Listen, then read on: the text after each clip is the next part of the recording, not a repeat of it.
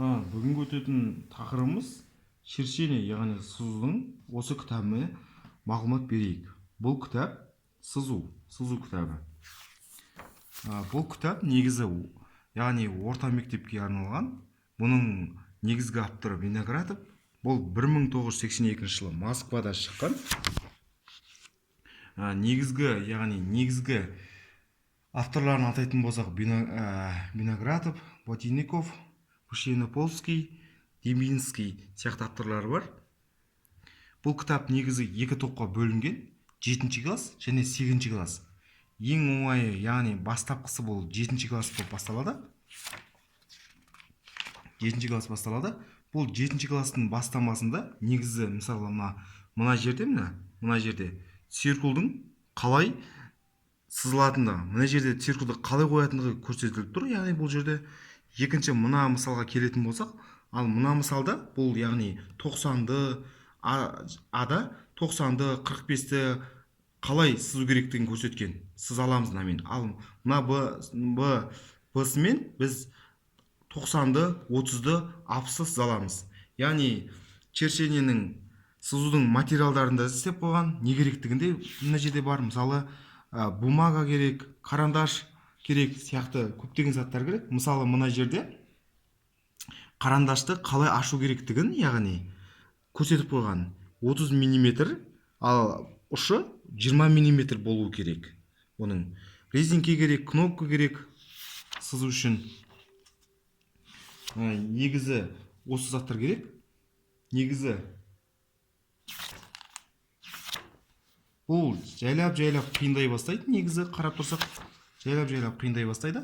Негізі аксонометрияға келетін болсақ, мысалы, ең маңызды бірлерін аксонометрия проекциясын келетін болсақ, мына бұл жерде мына аксонометрияның екі түрі бар. Изометрия және диметрия. Яғни мына диметрия, мынау былай ұзын диметрия, мұны аксонометрия. Былай қатарынан қарасаң, аксонометрия. Осы екеуінің айырмашылығын қалай істеліну керектігін істеп қойған. Екіншіге келетін болсақ, яғни бұл жерде біз екіншісіне келетін болсақ, бұл 8-ші классқа келеміз. Яғни 8-ші классқа келеміз. 8-ші класстың ең маңыздыларына келетін болсақ, бұл қима.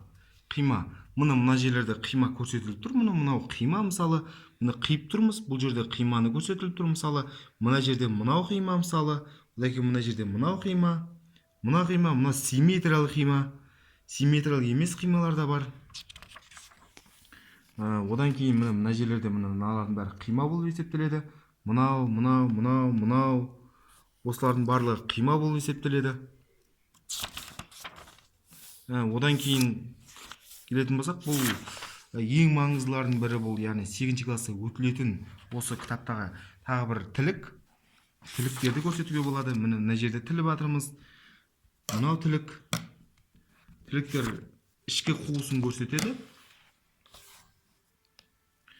Одан кейінгі айтатын болсақ, біз мысалы бұл кітапта тапсырмалар, яғни оқушыларға, орта мектептегі оқушыларға тапсырмалар бар. Мысалы, мына жерде мынау тапсырма, мына тапсырмалар, осы тапсырмаларды өтуімізге болады. Яғни